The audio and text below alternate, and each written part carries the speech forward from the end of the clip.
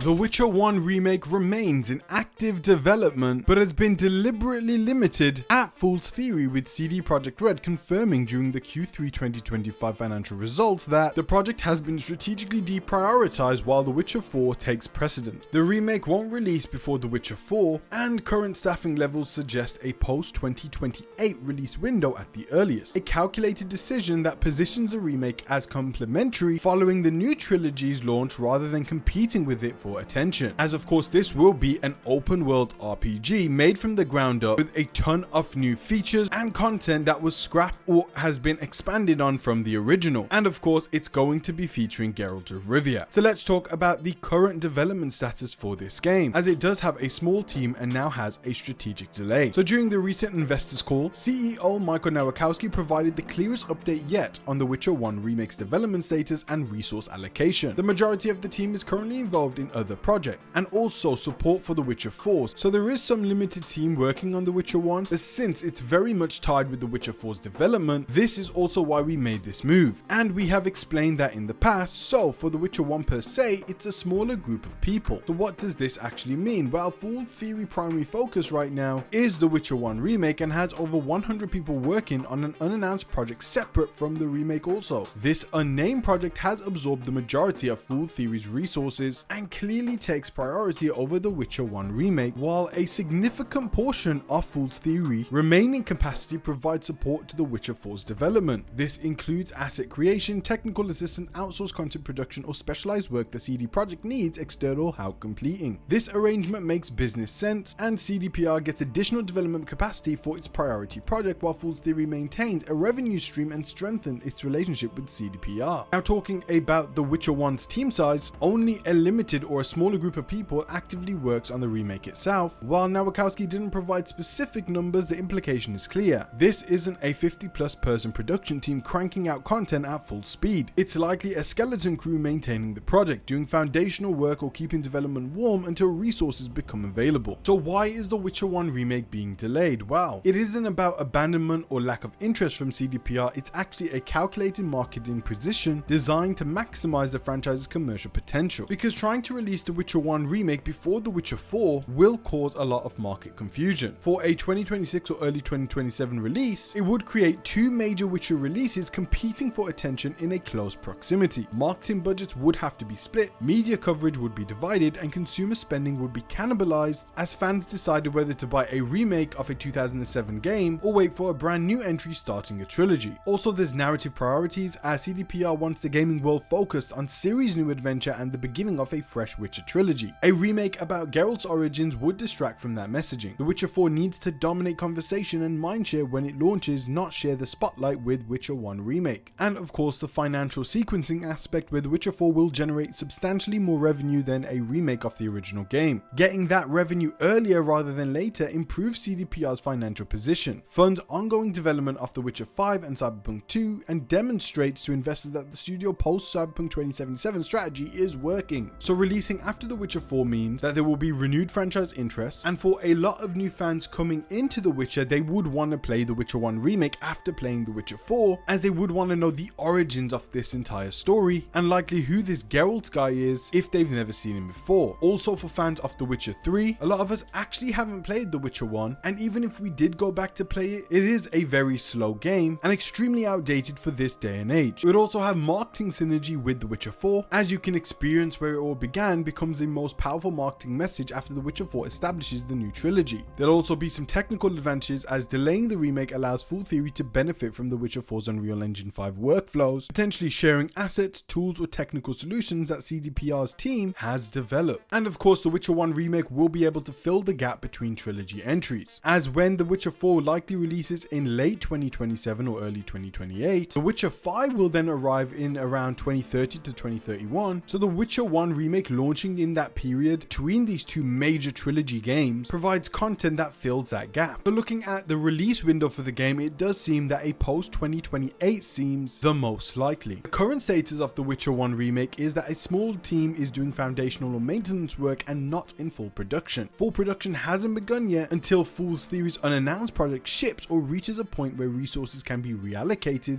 The remake can't scale to full production team size. Unreal Engine 5 development. Building a full open world RPG in UE5 from scratch takes substantial time, even with CDPR's technical assistance and supervision. And looking at typical remake development cycles, it takes around 3 to 4 years from pre-production to release for projects of this scope, assuming adequate staffing. So this timeline places The Witcher 1 remake approximately 2 years after The Witcher 4 and potentially the same year or just before The Witcher 5. That timing serves multiple strategic purposes, capitalizing on The Witcher 4's success, providing content during the wait for The Witcher 5, and maintaining franchise momentum throughout the trilogy's 6-year span. So now let's actually talk about The Witcher 1's remake design. Now, despite limited development progress, CDPR and Fool's Theory have shared key details about the remake scope and approach. It will be made fully on Unreal Engine 5. From the ground up, according to official announcements, this isn't a remaster or enhanced edition, it's a complete reconstruction of the game using modern technology and design philosophies. Now, the original Witcher used BioWare's Aurora engine, which was designed for Neverwinter Night style isometric RPGs and stretched awkwardly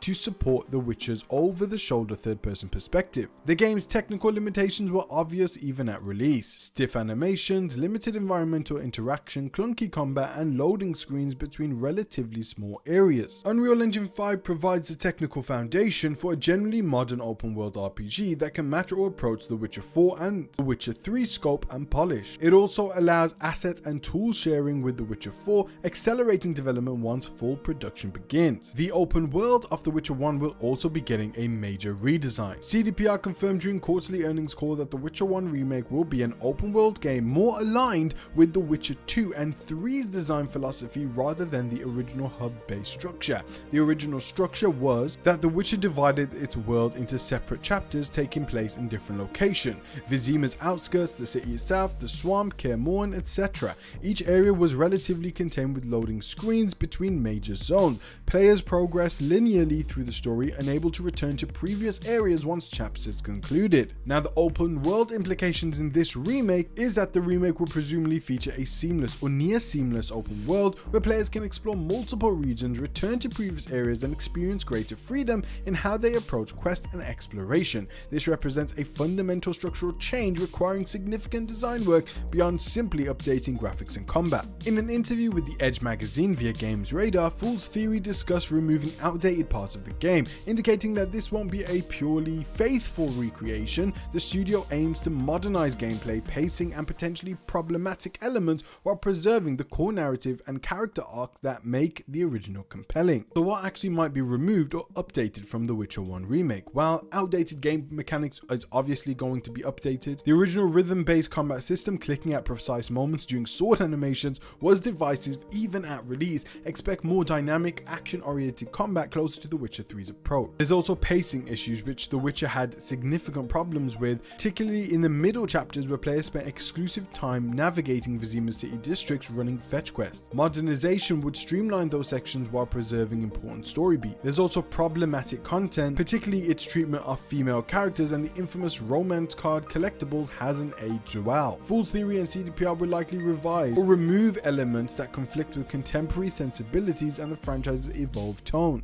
Visual design. The original aesthetic was heavily influenced by Eastern European fantasy art with a somewhat dark muted palette. The remake would likely adopt the more vibrant, detailed visual style established by The Witcher 3 while maintaining appropriate atmosphere. And it seems that The Witcher 1 remake will have a strategic purpose for CDPR and its plans long term for the Witcher franchise, as it will get new players on board, as many fans discovered The Witcher like myself through The Witcher 3 and the Netflix series, and will also discover it through The Witcher 4. And like I said earlier, the original game is almost unplayable at this point, and the remake allows new fans to experience Geralt's complete story arc from the beginning to the end with consistent quality across all 3 games. It also will provide a revenue boost between major releases and mirrors how Disney releases remakes of classic animated films between major new Pixar or Walt Disney Animation releases. The remakes generate significant revenue, maintain brand presence, and introduce classic stories to new generations, all without requiring the creative effort of developing entirely new narratives. It would also be testing Fool's Theory's future collaboration with CDPR. If The Witcher 1 remake succeeds, it establishes Fool's Theory as a trusted partner capable of handling substantial remake projects and Witcher projects on their own. This could lead to the studio developing The Witcher 2 remake, handling expansions for future games, or even leading development on spin-off titles in the universe. CD Projekt's multi-project strategy requires trusted external partners. The remake serves as an extended audition, demonstrating whether Fool's Theory can deliver quality work under CDPR's supervision at scale. Now, there are still so many unanswered questions about The Witcher 1 remake, and we are very early at this point, as the main focus is of course The Witcher 4. Now, I've even got another update on The Witcher 1 remake, as well as brand new leaks on The Elder Scrolls 6, and of course The Witcher 4, and much more. So I'll leave some of those videos in the description, pinned comment section below. And guys, it is finally here. The Balboa Club Witch Hunt Collection Volume 1 is now available and will run from December through February, and this drop is specifically inspired by The Witcher, as I wanted to blend the styles of the wrestling world with the games we all know and love. But please go ahead and check out the Balboa Club store. It's on the channel store page, and the website is in the description and pinned comment section below. Please, Lord, give me a sign, a sign. I wanna be the greatest. Everybody on the fake shit. I look around and feel like everybody is the fakest. I make this every day and I'm impatient, hoping one day I blow up from the basement. Statement.